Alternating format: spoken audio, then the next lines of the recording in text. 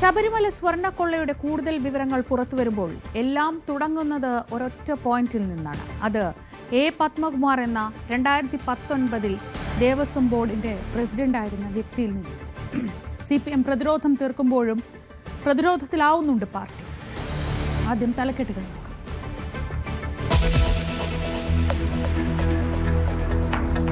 Sabarimala സ്വർണ്ണക്കൊള്ളയിലെ സൂത്രധാരൻ A Padmakumar. തട്ടിപ്പിന്റെ തുടക്കം പത്മകുമാറിൽ നിന്നെന്ന് remand report.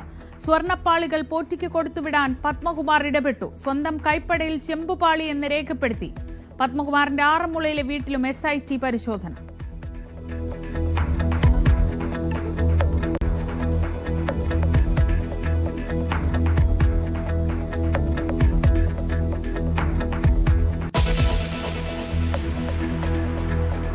അറസ്റ്റിൽ പ്രതിരോധം തീർത്ത് CPM. പത്മകുമാർ ഇപ്പോൾ കുറ്റാരോപിതൻ മാത്രമെന്ന് MV ഗോവിന്ദൻ. സ്വർണ്ണക്കൊള്ള ആസൂത്രണം ചെയ്തത് കടകംപള്ളിയും പത്മകുമാറും പോറ്റിയും ചേർന്നെന്ന് K സുരേന്ദ്രൻ. കടകംപള്ളിയിലേക്ക് മാത്രമല്ല വാസവനിലേക്കും അന്വേഷണം എത്തണമെന്ന് K മുരളീധരൻ. തദ്ദേശ തെരഞ്ഞെടുപ്പിന്റെ ചിത്രം തെളിയുന്നു. നാമനിർദ്ദേശ പത്രികാ സമർപ്പണത്തിന്റെ സമയം പൂർത്തിയായി. നാളെ സൂക്ഷ്മ പരിശോധന. അവസാന മണിക്കൂറിൽ പത്രിക നൽകാൻ സ്ഥാനാർത്ഥികളുടെ തിരക്ക്.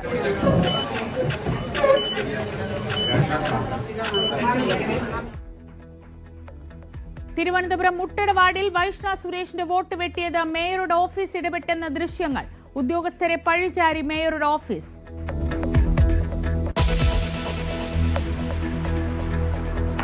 ഇന്ത്യൻ യുദ്ധവിമാനം തേജസ് തകർന്നു വീണ പൈലറ്റിന് വീരമൃത്യു. അപകടം ദുബായ് എയർ ഷോയിലെ വ്യോമാഭ്യാസത്തിനിടെ. അപകടത്തെക്കുറിച്ച് അന്വേഷിക്കാൻ ഉത്തരവിട്ട വ്യോമസേന.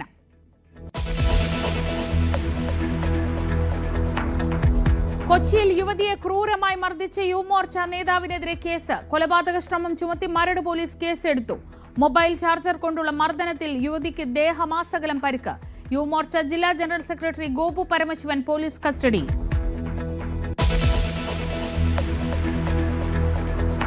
അനധികൃത സ്വത്ത് സമ്പാദന കേസിൽ MR അജിത് കുമാറിന് ആശ്വാസം. ADGPക്കെതിരെ തുടരന്വേഷണമില്ല.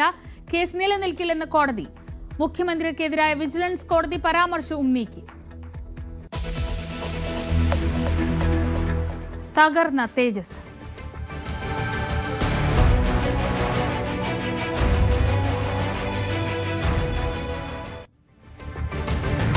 ദുബായ് എയർ ഷോയ്ക്കിടെ ഇന്ത്യയുടെ തേജസ് പോർ വിമാനം തകർന്നു വീണ് പൈലറ്റിന് വീരമൃത്യു. അഭ്യാസ പ്രകടനത്തിനിടെ വിമാനം നിയന്ത്രണം നഷ്ടപ്പെട്ട് താഴേക്ക് പതിക്കുകയായിരുന്നു. അൽ മക്തൂം വിമാനത്താവളത്തിനടുത്തു വെച്ചായിരുന്നു അപകടം. വിവരങ്ങളുമായി MG മിഥുൻ. മിഥുൻ, ഏത് പ്രതികൂല സാഹചര്യത്തെയും അതിജീവിക്കാൻ ശേഷിയുള്ള ഇന്ത്യയുടെ ഏറ്റവും വിശ്വസ്തമായ യുദ്ധവിമാനമാണ് തേജസ്. ആ തേജസ് ആണ് ഒരു അഭ്യാസ പ്രകടനത്തിനിടെ തകർന്നു വീഴുന്നത് എന്ന് പറയുമ്പോൾ അതിന് ഗൗരവം ഏറെയാണ്. ഈ മണിക്കൂറുകൾ പിന്നിടുമ്പോൾ ഇതുമായി ബന്ധപ്പെട്ട് എന്തൊക്കെ വിവരങ്ങളാണ് പുറത്തു വരുന്നത്? ശ്രീജ, ഇപ്പോൾ IAF തന്നെ, ഇന്ത്യൻ എയർഫോഴ്സ് തന്നെ ഇതിന്റെ വിവരങ്ങൾ പുറത്തുവിടുന്നുണ്ട്. അതായത് നമൻ ശാൽ എന്ന വിംഗ് കമാൻഡറാണ്, ഇന്ത്യൻ വ്യോമസേനയുടെ വിംഗ് കമാൻഡറാണ് ഈ ഒരു വിമാന ദുരന്തത്തിൽ വീരമൃത്യു വരിച്ചിരിക്കുന്നത് എന്നുള്ള വിവരങ്ങളാണ് ഇപ്പോൾ IAF തന്നെ ഔദ്യോഗികമായി പുറത്തുവിടുന്നത്. ഇദ്ദേഹമായിരുന്നു ഈ വിമാനം പറത്തിയിരുന്നത്. 2009 മുതൽ വ്യോമസേനയുടെ ഭാഗമായിട്ടുള്ള വിംഗ് കമാൻഡർ കൂടിയാണ് ഈ നമൻ ശാൽ എന്ന് പറയുന്നത്. വളരെ പരിചയസമ്പന്നനായിട്ടുള്ള, നിരവധി തവണ ഈ വിമാനങ്ങൾ പറത്തിയിട്ടുള്ള റെക്കോർഡുള്ള ഒരു വിംഗ് കമാൻഡർ കൂടിയാണ് നമുക്ക് നഷ്ടമായിരിക്കുന്നത് എന്നുള്ളതാണ്. രാജ്നാഥ് സിംഗ് അടക്കമുള്ളവർ, പ്രധാനമന്ത്രി നരേന്ദ്രമോദി, ഒപ്പം തന്നെ ഡിഫൻസ് മിനിസ്റ്റർ രാജ്നാഥ് സിംഗ് അടക്കമുള്ള പ്രമുഖർ ഇപ്പോൾ അനുശോചനം രേഖപ്പെടുത്തി രംഗത്ത് വന്നിട്ടുണ്ട്. നമുക്കറിയാം, ഇന്ന് ഉച്ചയോടുകൂടി, അതായത് അവിടുത്തെ പ്രാദേശിക സമയം 2:10 കൂടിയാണ് ഈ അപകടം സംഭവിക്കുന്നത്. പക്ഷേ ഇതിനൊരു അന്വേഷണം ഇപ്പോൾ വ്യോമസേനയുടെ ഭാഗത്ത് നിന്ന് ആരംഭിച്ചിട്ടുണ്ട്. എന്താണ് സംഭവിച്ചത്, എങ്ങനെയാണ് ഇത് തകർന്നു വീണത്, ഏതെങ്കിലും തരത്തിലുള്ള സാങ്കേതിക പിഴവ് മൂലമാണോ അല്ലെങ്കിൽ മറ്റേതെങ്കിലും തരത്തിലുള്ള വീഴ്ചയാണോ സംഭവിച്ചത് എന്നുള്ളതാണ്. അതായത് ഈ ഇജക്റ്റ് ചെയ്യുന്ന സംവിധാനം, സീറോ ഗ്രാവിറ്റിയിൽ പോലും തന്നെ ഇത്തരത്തിൽ ഇജക്റ്റ് ചെയ്ത് രക്ഷപ്പെടാൻ സാധിക്കുന്ന തരത്തിലുള്ള പോർവിമാനമാണ് തേജസ് എന്ന് പറയുന്നത്. അപ്പോൾ എങ്ങനെ അത് ഈ ഒരു കുറഞ്ഞ സമയം മാത്രമേ ലഭിച്ചുള്ളൂ. ആ ദൃശ്യങ്ങളിലൊക്കെ നമുക്ക് വ്യക്തമാണ്. പൊടുന്നനെ താഴേക്ക് പതിക്കുകയായിരുന്നു. വളരെ കുറച്ച് സെക്കൻഡുകൾ മാത്രമാണ് താഴേക്ക് പതിക്കാൻ സമയമെടുത്തത് എന്നുള്ളതാണ്. ആ സമയത്ത് ഇജക്റ്റ് ചെയ്യാൻ പൈലറ്റിന് സാധിച്ചില്ല എന്നുള്ളൊരു പ്രാഥമിക നിഗമനത്തിലേക്ക് കാര്യങ്ങൾ എത്തുന്നുണ്ട് എന്നുള്ളതാണ്. അതായത് കഴിഞ്ഞ 4 ദിവസങ്ങളിലും സമാനമായ രീതിയിലുള്ള വ്യോമസേനയുടെ ഭാഗമായി ഇത്തരത്തിൽ ദുബായ് എയർ ഷോയുടെ ഭാഗമായി ഇത്തരത്തിൽ വ്യോമാഭ്യാസം നടത്തിയിട്ടുള്ള ഒരു വിമാനം കൂടിയായിരുന്നു ഇത്. പക്ഷേ അപ്പോഴൊന്നും തന്നെ ഈ സാങ്കേതിക തകരാറോ അല്ലെങ്കിൽ ഇതുമായി ബന്ധപ്പെട്ട് മറ്റ് പ്രശ്നങ്ങളുണ്ടോ എന്നുള്ള ഒരു തരത്തിലുമുള്ള റിപ്പോർട്ടുകളില്ലായിരുന്നു. പക്ഷേ കഴിഞ്ഞ ദിവസങ്ങളിൽ ചില വ്യാജ പ്രചരണങ്ങൾ ഇങ്ങനെ സമൂഹ മാധ്യമങ്ങളിൽ ഉണ്ടായിരുന്നു. ഈ തേജസിൻ്റെ ഒരു വിമാനത്തിൽ നിന്ന് ഓയിൽ ലീക്കേജുകൾ ഉണ്ടാകുന്നു എന്ന തരത്തിലുള്ള ചില വ്യാജ പ്രചരണങ്ങൾ സമൂഹ മാധ്യമങ്ങളിൽ അടക്കമുണ്ടായിരുന്നു. അത് തള്ളിക്കൊണ്ട് ഇത്തരത്തിൽ ഡിഫൻസ് മിനിസ്ട്രി അടക്കം രംഗത്ത് വരുന്ന ഒരു പശ്ചാത്തലം IAF തന്നെ ഇതുമായി ബന്ധപ്പെട്ടുള്ള ഔദ്യോഗിക സ്ഥിരീകരണവും ഇതിനെ തള്ളിക്കൊണ്ട് വരികയും ചെയ്യുന്നു. അങ്ങനെ ഒരു തരത്തിലുമുള്ള പ്രശ്നങ്ങളില്ല, വ്യാജ ചിത്രങ്ങളാണ് ഇതുമായി ബന്ധപ്പെട്ട് പ്രചരിക്കുന്നത് എന്നടക്കമുള്ള കാര്യങ്ങൾ അവർ വിശദീകരിക്കുകയും ചെയ്തിരുന്നു. അതിന് തൊട്ടു പിന്നാലെയാണ് ഇന്ന് നടന്ന ഈ വ്യോമാഭ്യാസത്തിനിടെ ഇങ്ങനൊരു അപകടം ഉണ്ടാകുന്നത്. ഈ ദുബായ് എയർ ഷോ എന്ന് പറയുന്നത് ലോകത്തിലെ തന്നെ ഏറ്റവും പ്രധാനപ്പെട്ട ഏറ്റവും പ്രാമുഖ്യം ചെയ്യുന്ന ഒരു എയർ ഷോ കൂടിയാണ് എന്നുള്ളതാണ്. അവിടെയാണ് ഇങ്ങനെ ഒരു അപകടം സംഭവിക്കുകയും നമ്മുടെ ഒരു വീരജവാൻ ഇങ്ങനെ അപകടത്തിൽ വീരമൃത്യു വരിക്കേണ്ട സാധ്യതയിലേക്ക് കാര്യങ്ങൾ എത്തുകയും ചെയ്തത്. എന്തായാലും പരിശോധനകൾ നടക്കുകയാണ്. എന്താണ് എന്ന് സംഭവിച്ചത്, എന്താണ് ഈ അപകടത്തിലേക്ക് നയിച്ചതെന്നുള്ള കൃത്യമായ വിവരങ്ങൾ വരും മണിക്കൂറുകളിൽ അന്വേഷണവുമായി ബന്ധപ്പെട്ട് ലഭ്യമാകുമെന്നാണ് പ്രതീക്ഷിക്കുന്നത്. ശ്രീജ. മിഥുനാണ് വിവരങ്ങൾ നൽകിയത്. സൂത്രധാരൻ പത്മകുമാർ.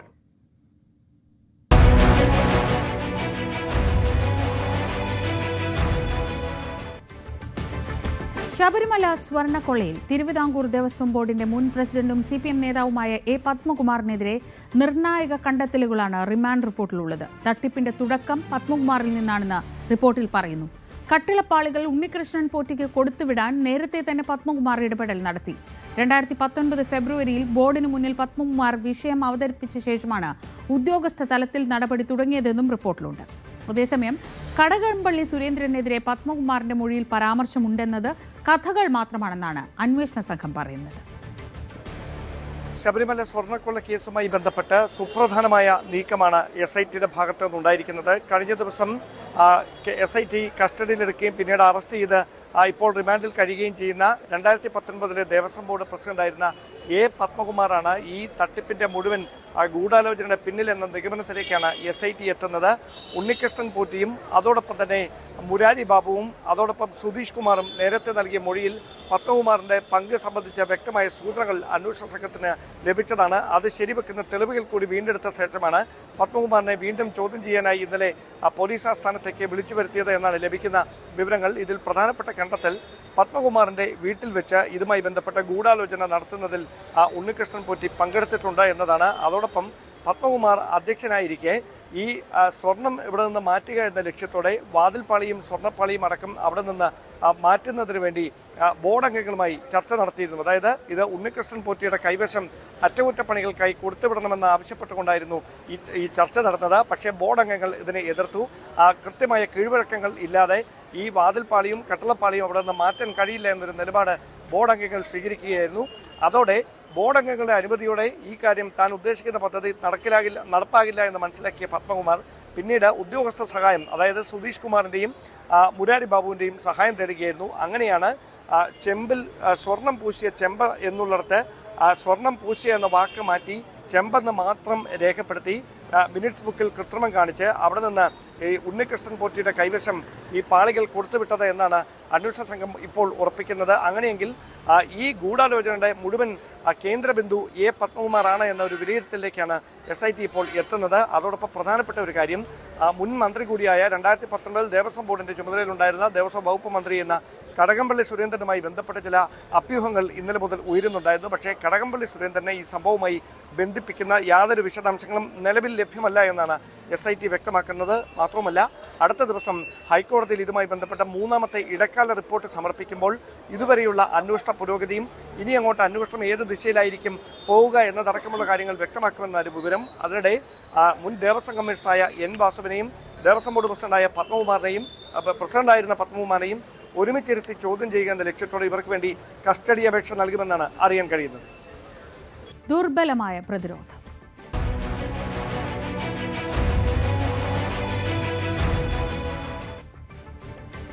പത്മകുമാർ ഇപ്പോൾ കുറ്റാരോപിതൻ മാത്രമാണെന്നും നടപടി അടക്കമുള്ള കാര്യങ്ങൾ വിശദാംശങ്ങൾ വന്ന ശേഷം പരിശോധിക്കാമെന്നും CPM സംസ്ഥാന സെക്രട്ടറി MV ഗോവിന്ദൻ.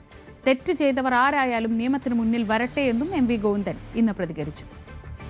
CPM ഈ അന്വേഷണത്തെ പൂർണ്ണമായി പിന്തുണക്കുകയും യഥാർത്ഥ കുറ്റവാളികളെ അറസ്റ്റ് ചെയ്ത് നിയമത്തിന്റെ മുമ്പിൽ അവതരിപ്പിച്ച് ശിക്ഷ നൽകാനാവണം എന്ന് തന്നെയാണ് ഞങ്ങൾ അന്ന് കണ്ടിട്ടുള്ളത്, ഇന്നും കാണുന്നത്. ആ നിലപാട് തന്നെയാണ് തുടരുന്നത്. തെറ്റ് ചെയ്യുന്ന ആരെയും സംരക്ഷിക്കുന്ന നിലപാട് CPIM സ്വീകരിക്കുന്നില്ല. യാതൊരു തരത്തിലുള്ള ഇടപെടലുകളും ഈ അന്വേഷണത്തിൽ കേരള സർക്കാർ നടത്തിയിട്ടില്ല എന്നതിന്റെ തെളിവ് കൂടിയാണ് നടന്നുകൊണ്ടിരിക്കുന്ന ഈ അറസ്റ്റുകളെ സംബന്ധിച്ച് നമുക്ക് കാണാൻ കഴിയുക. ഈ സംബന്ധിച്ച് പല വിവരങ്ങളും പുറത്തു വന്നിട്ടുണ്ട്. ഇനിയും കൂടുതൽ വിവരങ്ങൾ പുറത്തു വരും എന്ന കാര്യത്തിലും സംശയമില്ല. ഇത്തരം നടപടികളെയെല്ലാം CPIM പിന്തുണക്കുകയാണ്. പത്മകുമാറിന്റെ അറസ്റ്റുമായിട്ട് ബന്ധപ്പെട്ട കാര്യത്തിൽ കൂടുതൽ വിശദാംശങ്ങൾ ഉണ്ടെങ്കിൽ അതുകൂടി പരിശോധിച്ച് ആവശ്യമായ നടപടി സർക്കാർ സ്വീകരിക്കുമെന്ന കാര്യത്തിൽ സംശയമില്ല, വ്യക്തമാക്കിയിട്ടുള്ള കാര്യം തന്നെയാണ്. ശബരിമല സ്വർണ്ണക്കൊള്ള കേസിൽ പത്മകുമാറിന് വീഴ്ച പറ്റിയെന്നായിരുന്നു CPM നേതാവ് P. ജയരാജന്റെ പ്രതികരണം. ഫയലിൽ ചെമ്പ് പാളിയെന്ന് ഉദ്യോഗസ്ഥർ രേഖപ്പെടുത്തിയത് കറക്റ്റ് ചെയ്യുന്നതിൽ പഴയ ദേവസ്വം ബോർഡ് പ്രസിഡന്റിനും പഴയ ദേവസ്വം കമ്മീഷണർക്കും വീഴ്ച പറ്റി. ഇത് മോഷണത്തിലേക്ക് നയിച്ചു. ഉത്തരവാദിത്വപ്പെട്ട സ്ഥാനങ്ങളിൽ ഇരിക്കുന്നവർ ഇക്കാര്യത്തിൽ പുലർത്തിയ അവധാനതയില്ലായ്മ നീതീകരിക്കാൻ കഴിയുന്നതല്ലെന്നും സർക്കാർ ഒരാളെയും സംരക്ഷിക്കില്ലെന്നും P. ജയരാജൻ ഫേസ്ബുക്കിൽ പ്രതികരിച്ചു. അതേസമയം വലിയ വിമർശനമാണ് CPM-നെതിരെ BJP അടക്കം ഉന്നയിക്കുന്നത്. ശബരിമല സ്വർണ്ണക്കൊള്ള കേന്ദ്ര ഏജൻസി അന്വേഷിക്കണമെന്ന് K. സുരേന്ദ്രൻ ആവശ്യപ്പെട്ടു. സ്വർണ്ണക്കൊള്ള കടകംപള്ളിയും പത്മകുമാറും പോറ്റിയും ചേർന്നാണ് ആസൂത്രണം ചെയ്തത്. കടകംപള്ളി സുരേന്ദ്രനെ ഉടൻ അറസ്റ്റ് ചെയ്യണം. സ്വർണ്ണ കവർച്ചയിൽ സർക്കാരും CPM-ഉം ഗൂഢാലോചന നടത്തിയെന്നും K. സുരേന്ദ്രൻ ആരോപിച്ചു. ശബരിമല സ്വർണ്ണക്കൊള്ളയിൽ മുൻ ദേവസ്വം പ്രസിഡന്റ് പത്മകുമാറിന്റെ അറസ്റ്റോടെ ഈ കേസിന് ഏറ്റവും സുപ്രധാനമായിട്ടുള്ള ഒരു മാനം വന്നിരിക്കുകയാണ്. കൃത്യമായ രാഷ്ട്രീയ ഇടപെടലുകൾ ശബരിമലയിലെ സ്വർണ്ണക്കൊള്ളയിൽ ഉണ്ടായിരുന്നു എന്നുള്ള വസ്തുത സ്ഥിരീകരിക്കപ്പെടുകയാണ്. ഞങ്ങൾ ആദ്യ ദിവസം മുതൽക്ക് തന്നെ ശബരിമലയിൽ നടന്ന അതിഭീകരമായ കൊള്ള CPM-ന്റെ ആസൂത്രണമാണ് എന്നുള്ള ആരോപണമാണ് ഉന്നയിച്ചിരുന്നത്. സർക്കാരും CPM-ന്റെ നേതൃത്വവും ഗൂഢാലോചന നടത്തിയാണ് ശബരിമലയിൽ സ്വർണ്ണക്കൊള്ള നടത്തിയത്. അതിപ്പോൾ വളരെ വ്യക്തമായി സ്പഷ്ടമായി തെളിഞ്ഞിരിക്കുകയാണ്. ദേവസ്വം ബോർഡിന്റെ പ്രസിഡന്റായിരുന്ന പത്മകുമാർ സംസ്ഥാനത്തെ CPM-ന്റെ ഒരു മുൻ MLA ആണ്. പത്തനംതിട്ടയിലെ ഏറ്റവും സീനിയർ മാർക്സിസ്റ്റ് പാർട്ടി നേതാവാണ്. മുഖ്യമന്ത്രി ശ്രീ പിണറായി വിജയന്റെയും അന്നത്തെ ദേവസ്വം മന്ത്രി ശ്രീ കടകംപള്ളി സുരേന്ദ്രന്റെയും വളരെ വിശ്വസ്തനായിട്ടുള്ള അനുയായിയുമാണ്. പത്മകുമാറിനെ മറ്റു പല പേരുകളും വന്നിട്ടും മുഖ്യമന്ത്രി ശ്രീ പിണറായി വിജയന്റെ നിർദ്ദേശാനുസരണമാണ് പത്മകുമാറിനെ ദേവസ്വം ബോർഡിന്റെ പ്രസിഡന്റാക്കുന്നത്. ദേവസ്വം മന്ത്രിയും മുഖ്യമന്ത്രിയും അതീവ താൽപര്യമെടുത്താണ് ശ്രീമാൻ പത്മകുമാറിനെ ദേവസ്വം ബോർഡ് പ്രസിഡന്റാക്കുന്നത്. അന്ന് പ്രധാനപ്പെട്ട മറ്റ് പല പേരുകളും ഉയർന്നു വന്നിരുന്നു. ആ പേരുകൾ ഒഴിവാക്കിക്കൊണ്ട് പത്മകുമാറിലേക്ക് ദേവസ്വം ബോർഡ് പ്രസിഡന്റ് പദവി നൽകിയത് ഏറ്റവും തലപ്പത്തുള്ള തീരുമാനത്തിന്റെ ഭാഗമായിട്ടാണ്. അതുകൊണ്ട് ഇനി ഞങ്ങൾക്കിതിൽ രാഷ്ട്രീയമായ ബന്ധമില്ല, സർക്കാരിന്റെ കൈകൾ ശുദ്ധമാണ്, CPM-ന്റെ കൈകൾ ശുദ്ധമാണ് എന്ന് പറയുന്നതിൽ ഒരു ന്യായവുമില്ല. പത്രികകൾ പെട്ടിയിൽ ഇനി പരിശോധന.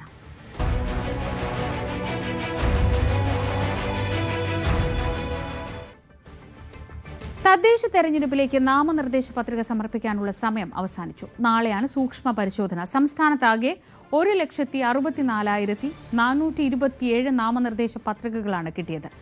ആകെ 1,08,580 സ്ഥാനാർത്ഥികളാണ് ഇപ്പോഴുള്ളത്. തിങ്കളാഴ്ച വരെ നാമനിർദ്ദേശ പത്രികകൾ പിൻവലിക്കാം. നാമനിർദ്ദേശ പത്രിക സമർപ്പിക്കാനുള്ള സമയം കഴിഞ്ഞതോടുകൂടി സ്ഥാനാർത്ഥികളും മുന്നണികളും ഒക്കെ അവരുടെ സ്ഥാനാർത്ഥികളെ ഡമ്മി സ്ഥാനാർത്ഥികളെയും ഒക്കെ പത്രിക കൃത്യമായി നൽകാനായി എന്ന ആത്മവിശ്വാസത്തിലാണ്. നാളെ പത്രികകളുടെ സൂക്ഷ്മ പരിശോധന നടക്കും. തിങ്കളാഴ്ച വൈകിട്ട് 3 മണി വരെ പത്രികകൾ പിൻവലിക്കാം. പലയിടങ്ങളിലും 3 മുന്നണികൾക്കും ഇടത് വലത് മുന്നണികൾക്കും BJPക്കും വിമത സ്ഥാനാർത്ഥികളുടെ ശല്യമുണ്ട്, വിമത ഭീഷണിയുണ്ട്.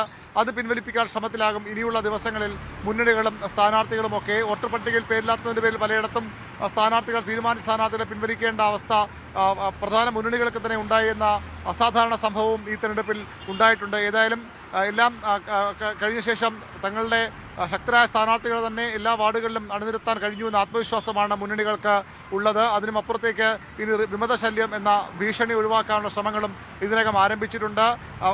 വളരെ സജീവമായി തന്നെ 3 മുന്നണികളുടെയും സ്ഥാനാർത്ഥികളും തദ്ദേശ തെരഞ്ഞെടുപ്പായതുകൊണ്ട് തന്നെ സ്വതന്ത്ര സ്ഥാനാർത്ഥികളും അതുപോലെ കൂട്ടായ്മകളുടെ സ്ഥാനാർത്ഥികളുമൊക്കെ പ്രചരണ രംഗത്ത് സജീവമാണ്. പ്രാദേശിക വിഷയങ്ങൾ മുതൽ ശബരിമല വരെയുള്ള വിഷയങ്ങൾ തെരഞ്ഞെടുപ്പിനെ ബാധിച്ചേക്കാം. സർക്കാരിൻ്റെ വികസന ക്ഷേമ പ്രവർത്തനങ്ങളിലാണ് സർക്കാരിൻ്റെ ഇടതുമുന്നണിയുടെയും പ്രതീക്ഷ.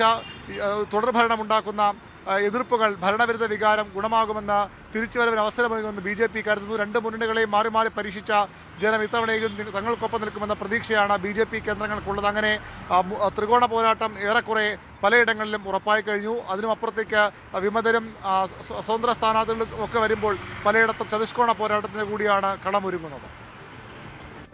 തിരുവനന്തപുരം കോർപ്പറേഷനിലെ മുട്ടട വാർഡിൽ UDF സ്ഥാനാർത്ഥി വൈഷ്ണ സുരേഷിന്റെ വോട്ട് വെട്ടിയതിൽ മേയർ ആര്യ രാജേന്ദ്രന്റെ ഓഫീസ് ഇടപെട്ടതിന് തെളിവായ ദൃശ്യങ്ങൾ. വൈഷ്ണ രേഖപ്പെടുത്തിയ TC നമ്പറിലെത്തി വിവരം ശേഖരിച്ചത് മേയറുടെ ഓഫീസിലെ ജീവനക്കാരാണ്. ഈ രേഖ ഉപയോഗിച്ചാണ് വൈഷ്ണയുടെ വോട്ട് വെട്ടിയത്. എന്നാൽ പരിശോധനയ്ക്കെത്തിയത് നഗരസഭയിലെ റവന്യൂ വിഭാഗം ജീവനക്കാരെന്നാണ് മേയറുടെ ഓഫീസിന്റെ വിശദീകരണം.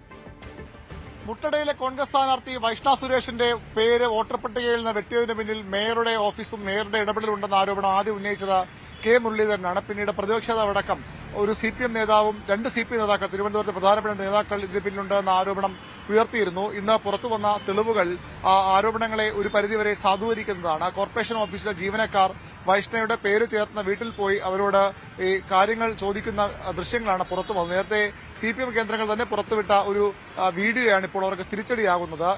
വൈഷ്ണയുടെ വോട്ട് അവിടെയല്ല എന്ന് തെളിയിക്കാൻ ആ വീട്ടിലെ ഇപ്പോൾ താമസക്കാരിയുടെ ഒരു പ്രതികരണമാണ് അന്ന് പുറത്തുവിട്ടത്. അതിൽ കോർപ്പറേഷൻ ഓഫീസിൽ 2 ജീവനക്കാരുണ്ട്, അത് മേയറുടെ ഓഫീസ് സ്റ്റാഫ് എന്ന വിമർശനമാണ് ഇപ്പോൾ കോൺഗ്രസ് കേന്ദ്രങ്ങൾ ഉന്നയിക്കുന്നത്. എന്നാൽ മേയറുടെ ഓഫീസിലെ വിശദീകരണം റവന്യൂ വിഭാഗത്തിലെ മേയറുടെ ഓഫീസിലെ റവന്യൂ വിഭാഗത്തിലെ ജീവനക്കാരാണ്. അവർ തെരഞ്ഞെടുപ്പ് ജോലി ചെയ്യാൻ നിയോഗിക്കപ്പെട്ടവരാണ്. അതിനപ്പുറത്തേക്ക് അവരുമായി ഒരു ബന്ധവും നഗരസഭയ്ക്ക് ഇല്ല. നഗരസഭാ ജീവനക്കാർ PSC വഴി ജോലിയിൽ വന്നവരാണ്, ഇലക്ഷൻ ഡ്യൂട്ടികൾ ചെയ്യാൻ നിയോഗിക്കപ്പെട്ടവരാണ്. അവിടെ മേയറുടെ ഇടപെടൽ ഉണ്ടായിട്ടില്ലെന്ന വിശദീകരണമാണ് മേയറുടെ ഓഫീസ് നൽകുന്നത്. എന്നാൽ കോൺഗ്രസും പ്രതിപക്ഷവും വലിയൊരു ആയുധമാക്കി മാറ്റുകയാണ്. വൈഷ്ണ സ്ഥാനാർത്ഥിയെ ഒഴിവാക്കാൻ മേയർ ഇടപെട്ടു എന്ന വിമർശനമാണ് ഇപ്പോൾ ഉയരുന്നത്. ഈ വരും ദിവസങ്ങളിലും ഇത് മുട്ടട വാർഡിലും തിരുവനന്തപുരം നഗരസഭയിലും മാത്രമല്ല സംസ്ഥാന വ്യാപകമായി വോട്ട് വെട്ടാൻ CPM ശ്രമിച്ചു. അതിന് മേയറും അവരുടെ ഓഫീസും കൂട്ടുനിന്ന ആരോപണം ശക്തമായി ഉന്നയിക്കാനാണ് കോൺഗ്രസിന്റെ തീരുമാനം. കണ്ണൂർ ആന്തൂർ നഗരസഭയിൽ 2 വാർഡുകളിൽ LDF സ്ഥാനാർത്ഥിക്ക് എതിരില്ല. 2ാം വാർഡായ മൊറാഴ, 19ാം വാർഡായ പൊടിക്കുണ്ട് എന്നീ ഡിവിഷനുകളിലാണ് എതിരില്ലാത്തത്. 2ാം വാർഡിൽ K രജനിയും 19ാം വാർഡിൽ K പ്രേമരാജനും വിജയമുറപ്പിച്ചു. മലപ്പട്ടത്ത് 2 വാർഡുകളിൽ LDF സ്ഥാനാർത്ഥികൾക്ക് എതിരില്ല. അടുവാപ്പുറം സൌത്തിൽ CK ശ്രേയയും നോർത്തിൽ IV ഉദയനനുമാണ് എതിരില്ലാതെ തെരഞ്ഞെടുക്കപ്പെട്ടത്. കണ്ണപുരം പഞ്ചായത്തിലെ 2 വാർഡുകളിലും LDF സ്ഥാനാർത്ഥികൾക്ക് എതിരില്ല. നേതാവിന്റെ ക്രൂരകൃത്യം. കൊച്ചിയിൽ യുവതിക്ക് നേരെ യുവമോർച്ച നേതാവിന്റെ ക്രൂരമർദ്ദനം. മുതുകിലും കൈകാലുകളിലും ഉൾപ്പെടെ അടികൊണ്ട് പൊട്ടിയ പാടുകളുണ്ട്. കൊലപാതക ശ്രമത്തിന് മരട് പോലീസ് കേസെടുത്തു. മൊബൈൽ ചാർജർ ഉപയോഗിച്ചാണ് മർദ്ദിച്ചത്. യുവമോർച്ച ജില്ലാ ജനറൽ സെക്രട്ടറി ഗോപു പരമശിവനെ പോലീസ് കസ്റ്റഡിയിലെടുത്തു. പങ്കാളിയെ അതിക്രൂരമായി മർദ്ദിച്ചതിന്റെ പേരിൽ എറണാകുളം യുവമോർച്ച ജില്ലാ general secretary Gopu Paramasivan police കസ്റ്റഡിയിലായി. അതിനുശേഷം പോലീസ് യുവതിയുടെ മൊഴി രേഖപ്പെടുത്തി അവരുടെ വൈദ്യപരിശോധനയ്ക്ക് ശേഷം ഗോപു പരമശിവനെ കോടതിയിൽ ഹാജരാക്കിയിട്ടുണ്ട്. എന്തായാലും അതിക്രൂരമായ മർദ്ദനമാണ് യുവതി ഏറ്റുവാങ്ങേണ്ടി വന്നത്. നമുക്ക് ദൃശ്യങ്ങളിൽ തന്നെ കാണാം. മൊബൈൽ ചാർജർ കേബിൾ ഉപയോഗിച്ചിട്ടാണ് യുവതിയെ അതിക്രൂരമായി മർദ്ദിച്ചത്. അതിന്റെ മുതുകിലും കയ്യിലും കാലിലുമൊക്കെ വലിയ മുറിവുകൾ, ഈ ചാർജർ കേബിൾ കൊണ്ട് അടിച്ചിട്ടുള്ള മുറിവുകൾ അതിക്രൂരമായ രീതിയിലാണ് മർദ്ദിച്ചിരുന്നുള്ള വ്യക്തമാക്കുന്ന തരത്തിലുള്ള മുറിവുകൾ നമുക്ക് കാണാൻ കഴിയും. മാത്രമല്ല ഇത് നിരന്തരമായി കഴിഞ്ഞ 5 വർഷമായി ഇവർ തമ്മിൽ ലിവിംഗ് റിലേഷൻഷിപ്പിലാണ്. ഈ 5 വർഷവും ഈ യുവതി അതിക്രൂരമായ മർദ്ദനത്തിന് ഇരയാകേണ്ടി വന്നിട്ടുണ്ട് എന്നാണ് പോലീസിനോട് അവർ മൊഴി നൽകിയിരിക്കുന്നത്. അങ്ങനെയാണ് ഇവര് ഡിവോഴ്സിയാണ്. അതായത് ആദ്യത്തെ വിവാഹത്തിൽ ഇവർക്ക് 2 കുഞ്ഞുങ്ങളുണ്ട്. ഈ കുഞ്ഞുങ്ങളെ അപായപ്പെടുത്തുമെന്ന് ഭീഷണിപ്പെടുത്തിക്കൊണ്ടാണ് ഈ യുവതി ഓരോ തവണയും മർദ്ദനം ഉണ്ടാകുമ്പോൾ അത് മറച്ചു വെച്ചിരുന്നത്. ഇയാൾ ഓരോ തവണയും കുഞ്ഞുങ്ങളെ അപായപ്പെടുത്തുമെന്ന് ഭീഷണിപ്പെടുത്തിയിരുന്നു എന്നാണ് യുവതിയുടെ മൊഴി. അത് ഭയന്നിട്ടാണ് ഓരോ തവണയും മർദ്ദനം ഉണ്ടാകുന്നത് മറച്ചു വെക്കുന്നത്. ഒരു പ്രകോപനവുമില്ലാതെ ഈ ഗോപുവിന് ദേഷ്യം തോന്നുമ്പോഴൊക്കെ ഇത്തരത്തിൽ യുവതിയെ മർദ്ദിക്കുന്ന സാഹചര്യം ഉണ്ടായിരുന്നു എന്നാണ് യുവതിയുടെ മൊഴി. എന്തായാലും വൈദ്യപരിശോധനയ്ക്ക് ശേഷമാണ് യുവതിയെ വൈദ്യപരിശോധന നടത്തിയിട്ടുണ്ട് പോലീസ്. അതിനുശേഷമാണ് ഗോപുവിനെ കോടതിയിൽ ഹാജരാക്കുന്നത്. അതേസമയം പറ്റിപ്പോയതാണ്, താനിങ്ങനെ നിരന്തരം മർദ്ദിക്കാറില്ല, അത് ഒരു സാഹചര്യം കൊണ്ട് പറ്റിപ്പോയതാണ് എന്നാണ് ഗോപു മാധ്യമങ്ങളോട് പ്രതികരിച്ചത്. അങ്ങനെയാണ് എന്തായാലും ഗോപുവിനെ കോടതിയിൽ ഹാജരാക്കിയിട്ടുണ്ട്. വലിയ രീതിയിലുള്ള മർദ്ദനമാണ് യുവതി ഏറ്റുവാങ്ങേണ്ടി വന്നെന്നുള്ള ദൃശ്യങ്ങളിൽ നിന്നും വ്യക്തമാകുന്നുണ്ട്. പേരുകൾ വിദേശത്ത്.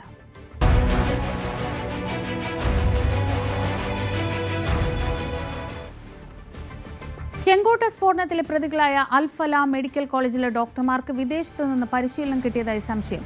ഡോക്ടർ മുസമിലിന് എൻക്രിപ്റ്റ് ചെയ്ത ആപ്പ് വഴി ബോംബ് നിർമ്മിക്കുന്ന ദൃശ്യങ്ങൾ ലഭിച്ചിരുന്നു. പാക് തീവ്രവാദ സംഘടനകളായ ജെയ്ഷെ മുഹമ്മദിനും IS ശാഖയായ അൻസാർ ഗസ്വാത്ത് അൽ ഹിന്ദിനും വേണ്ടിയാണ് ഇവർ പ്രവർത്തിച്ചിരുന്നത് എന്നാണ് കണ്ടെത്തൽ.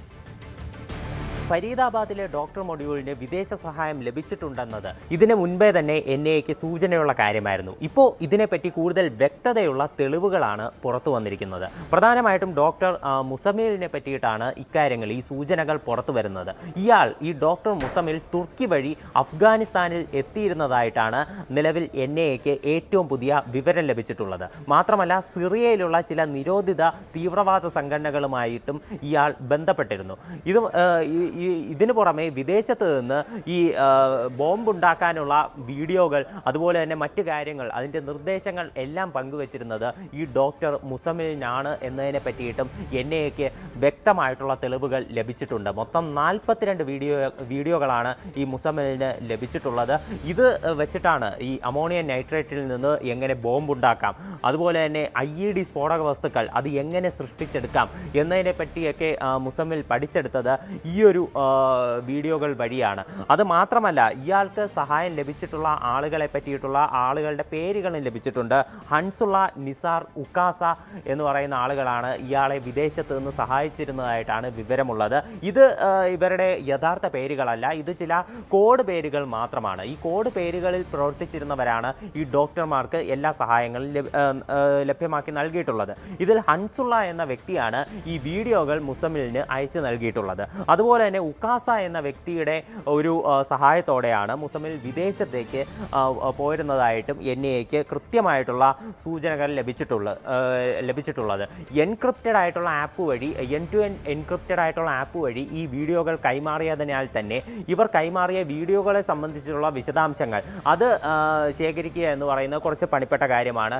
ഇതിനെ പറ്റിയിട്ടുള്ള കൂടുതൽ സഹായങ്ങൾക്ക് വേണ്ടിയിട്ട് മെറ്റയെ NIA ബന്ധപ്പെട്ടിട്ടുണ്ട്. ഇതിൻ്റെ കൂടുതൽ വിശദാംശങ്ങൾ ഇനി വരും ദിവസങ്ങളിൽ പുറത്തു വരും എന്ന് തന്നെയാണ് അറിയാൻ സാധിച്ചിട്ടുള്ളത്. മാത്രമല്ല ഇന്ത്യൻ മുജാഹിദിനായിട്ടുള്ള മിർസ ഷദാബ് ബെയ്ഗിൽ എന്ന് പറയുന്ന വ്യക്തി, ഇയാൾക്ക് ഈ സ്ഫോടനങ്ങളുമായിട്ട് കൃത്യമായിട്ടുള്ള ബന്ധമുണ്ട് എന്നതിനെ പറ്റിയിട്ടുള്ള വിവരങ്ങൾ NIAക്ക് ലഭിച്ചിട്ടുണ്ട്. ഇയാളെന്ന് പറയുന്നത് 2008 നടന്ന ബട്ട്ല ഹൗസ് ഏറ്റുമുട്ടലിന് ശേഷം രാജ്യം വിട്ട വ്യക്തിയാണ്. ഇയാൾ പിന്നീട് സിറിയ കേന്ദ്രീകരിച്ച് എല്ലാം പ്രവർത്തിച്ചിരുന്നതായിട്ട് വ്യക്തമായിട്ടുള്ള സൂചന NIAക്ക് ലഭിച്ചിട്ടുണ്ട്.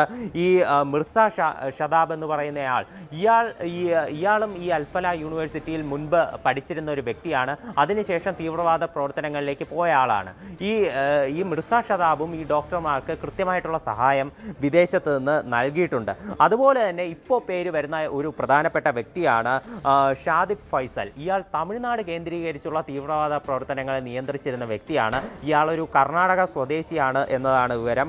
രാമേശ്വരം കഫേ ബ്ലാസ്റ്റിൽ ഉൾപ്പെടെ ഇയാൾക്ക് നേരിട്ട് പങ്കാളിത്തമുണ്ട് എന്നതാണ് പോലീസിന് ലഭിച്ചിട്ടുള്ള സൂചനകൾ. 2012 ശേഷം ഇയാളെ പിന്നീട് പിടികിട്ടിയിട്ടില്ല. ഇയാൾ രാജ്യത്ത് നിന്ന് പുറത്തേക്ക് പോയതായിട്ടാണ് വിവരം ലഭിച്ചിട്ടുള്ളത്. ഇയാളും തുർക്കി കേന്ദ്രീകരിച്ചുള്ള തീവ്രവാദ പ്രവർത്തനങ്ങൾ നിയന്ത്രിച്ച് വരുന്നതായിട്ടാണ് വിവരം. ഇയാളും ഈ പറയുന്ന ഷാഹിദ് ഫൈസലും ഡോക്ടർമാരെ കൃത്യമായി സഹായിച്ചിട്ടുണ്ട് എന്ന് NIAക്ക് സൂചന ലഭിച്ചിട്ടുണ്ട്. എന്തായാലും ഈ ഡൽഹി സ്ഫോടനത്തെ പറ്റി കൂടുതൽ ഗുരുതരമായിട്ടുള്ള വിവരങ്ങളാണ് ഓരോ ദിവസവും പുറത്തു വന്നുകൊണ്ടിരിക്കുന്നത്. ഉടുപ്പി കൊച്ചി ഷിപ്പ്യാർഡിൽ നിന്ന് പാകിസ്ഥാനിലേക്ക് ചാരപ്രവർത്തനം നടത്തിയ 2 പേർ അറസ്റ്റിൽ. ഇന്ത്യൻ നേവിക്ക് വേണ്ടി നിർമ്മിക്കുന്ന കപ്പലുകളെക്കുറിച്ചുള്ള നിർണായക വിവരങ്ങൾ ഉൾപ്പെടെ ഇവർ കൈമാറിയതായാണ് സൂചന. ഇതേതാണ്ട് 18 മാസത്തോളം തുടർന്നിരുന്നു എന്നാണ് വിവരം. കർണാടകയിൽ പ്രവർത്തിക്കുന്ന ഉടുപ്പി കൊച്ചി ഷിപ്പ്യാർഡ് കേന്ദ്രീകരിച്ചാണ് 2 വ്യക്തികൾ പാകിസ്ഥാനിലേക്ക് ചാരപ്രവർത്തികൾ നടത്തിയതായിട്ട് പോലീസിന് നിർണായകമായിട്ടുള്ള വിവരങ്ങൾ ലഭിച്ചിട്ടുള്ളത്. കൊച്ചി ഷിപ്പ്യാർഡിൻ്റെ CEO ഇത് സംബന്ധിച്ച് പോലീസിന് പരാതി നൽകിയിട്ടുള്ളത്. ഈ 2 വ്യക്തികൾ നീണ്ട 18 മാസം കൊച്ചി ഷിപ്പ്യാർഡിൽ നിന്നുള്ള നിർണായക വിവരങ്ങൾ പാകിസ്ഥാനിലേക്ക് കൈമാറിയതായിട്ടാണ് പോലീസിന് സൂചന ലഭിച്ചിട്ടുള്ളത്. പ്രധാനമായിട്ടും കപ്പലുകളുടെ നമ്പറുകൾ, കപ്പൽ നിർമ്മിക്കാനുള്ള സാമഗ്രികൾ, കപ്പലിൻ്റെ മറ്റ് വിശദാംശങ്ങൾ എന്നിവയെല്ലാമാണ് ഇവർ പാകിസ്ഥാനിലേക്ക് കൈമാറിയിട്ടുള്ളത്. ഇവർ വാട്സപ്പ് വഴിയും അതുപോലെ തന്നെ ഫേസ്ബുക്ക് മെസ്സഞ്ചർ വഴിയുമാണ് പാകിസ്ഥാനിലുള്ളവരുമായിട്ട് ആശയവിനിമയം നടത്തിയിട്ടുള്ളത്. എന്നാൽ ഇവർ ആരുമായിട്ടാണ് ആശയവിനിമയം നടത്തിയിരുന്നത്, ഇവർക്ക് പിന്നിൽ ആരാണ് എന്നതിനെ പറ്റിയിട്ടുള്ള സൂചനകൾ ലഭിക്കേണ്ടതുണ്ട്. 2 ഉത്തർപ്രദേശികളായിട്ടുള്ള വ്യക്തികളാണ് ഇത് സംബന്ധിച്ച് പോലീസിൻ്റെ പിടിയിൽ നിലവിലുള്ളത്. രോഹിത്, സന്ത്രി എന്നീ 2 വ്യക്തികളാണ് നിലവിൽ ഈ ഉടുപ്പി പോലീസിൻ്റെ പിടിയിലുള്ളത്. ഇരുവരും ഉത്തർപ്രദേശ് സ്വദേശികളാണ്. ഇരുവരും സുഷമ മറൈൻ പ്രൈവറ്റ് ലിമിറ്റഡ് എന്ന കമ്പനി വഴി കരാർ അടിസ്ഥാനത്തിലാണ് ഈ കൊച്ചി ഷിപ്പ്യാർഡിൽ ജോലി ചെയ്തിരുന്നത്. 18 മാസമാണ് ഇരുവരും ഇവിടെ നിന്ന് നിർണായക വിവരങ്ങൾ പാകിസ്ഥാനിലേക്ക് കൈമാറിയതായിട്ട് വിവരം ലഭിച്ചിട്ടുള്ളത്. ഈ രോഹിത് എന്ന് പറയുന്ന വ്യക്തി ആദ്യം കേരളത്തിൽ പ്രവർത്തിക്കുന്ന കൊച്ചി ഷിപ്പ്യാർഡിൽ ആദ്യം ജോലി ചെയ്തിരുന്നു. അതിനുശേഷം ഇവിടെ നിന്ന് അയാൾ ഉടുപ്പിയിലേക്ക് പോവുകയായിരുന്നു. കൊച്ചിയിലുള്ള ഈ കൊച്ചിൻ ഷിപ്പ്യാർഡിൽ പ്രധാനമായിട്ടും കപ്പൽ നിർമ്മാണവുമായി ബന്ധപ്പെട്ടിട്ടുള്ള രേഖകൾ, കപ്പൽ നിർമ്മാണമാണ് പ്രധാനമായിട്ടും കൊച്ചി ഷിപ്പ്യാർഡിൽ നടക്കുന്നത്. എന്നാൽ ഉടുപ്പി കൊച്ചി ഷിപ്പ്യാർഡിൽ പ്രധാനമായിട്ടും കേന്ദ്രീകരിച്ചിട്ടുള്ളത് ഈ ഒരു ടഗ് ബോട്ടുകളുടെ നിർമ്മാണമാണ്. അപ്പോൾ ഈ 2 സ്ഥലത്തും പ്രവർത്തിച്ചിരുന്ന ഈ രോഹിത് എന്ന് പറയുന്ന വ്യക്തിയുടെ നേതൃത്വത്തിൽ തന്നെയാണ് ഈ ചാരപ്രവൃത്തി നടന്നിട്ടുള്ളത്. ഇയാൾ കൊച്ചിയിൽ വെച്ച് തൻ്റെ സുഹൃത്തായിട്ടുള്ള സന്ത്രിയുടെ സഹായത്തോടെയാണ് ഈ രേഖകൾ പാകിസ്ഥാനിലേക്ക് കൈമാറിയിട്ടുള്ളത്. ഇയാൾക്ക് ആദ്യം കൊച്ചിയിലായിരുന്നു ഇയാൾ ജോലി ചെയ്തിരുന്നത്. പിന്നീട് ഇയാൾ ഉടുപ്പിയിലേക്ക് മാറുകയായിരുന്നു. ഉടുപ്പിയിൽ ജോലി ചെയ്യുന്ന സമയത്ത് പോലും ഈ രോഹിത് എന്ന് പറയുന്നയാൾ തൻ്റെ സുഹൃത്തായിട്ടുള്ള സന്ത്രിയുടെ സഹായത്തോടെ നിർണായക വിവരങ്ങൾ പാകിസ്ഥാനിലേക്ക് കൈമാറിയതായിട്ടാണ് പോലീസിന് നിലവിൽ സൂചന ലഭിച്ചിട്ടുള്ളത്. എന്തായാലും ഇരുവരെയും ഇപ്പോൾ നിലവിൽ അറസ്റ്റ് ചെയ്ത് കോടതിയിൽ ഹാജരാക്കിയിട്ടുണ്ട്. ഇരുവരെയും ജുഡീഷ്യൽ കസ്റ്റഡിയിൽ വാങ്ങിച്ചിട്ടുണ്ട്. ഇനി കൂടുതൽ ഇവരെ ചോദ്യം ചെയ്യേണ്ടതുണ്ട്.